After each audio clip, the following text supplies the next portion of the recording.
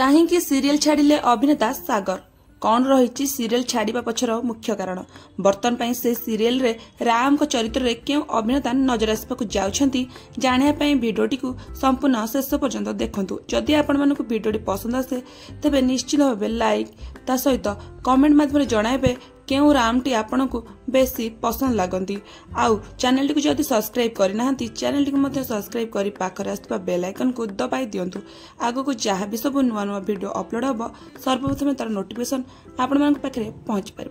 तबे दर्शक बंधु एही ओडिया सीरियल तोरी पई तो पई सीरियल आपण माने निश्चित भाव देखिथिबे। तबे सेथिरे मुख्य चरित्र थिले राम और चिकी। राम चरित्र नजर आसते सागर कुमार महांती और चिकी चरित्र नजर आसते नेहा नागेश्वरी महांती। दर्शक बंधु राम और चिकी जोड़ी तथा तांको अभिनय दर्शक माने बहुत मात्रा प्रशंसा करती।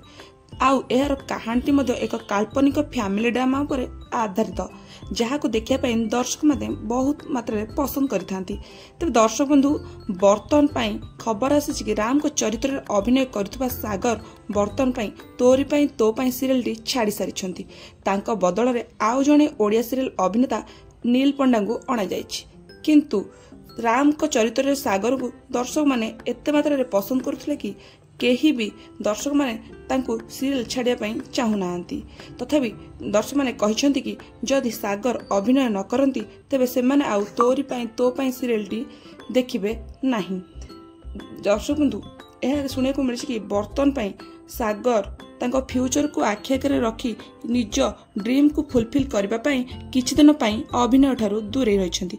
आउ से एक कथा मध्य कहिसंती कि से पुणी अभिनय दुनिया को निश्चित भावे फेरिबे।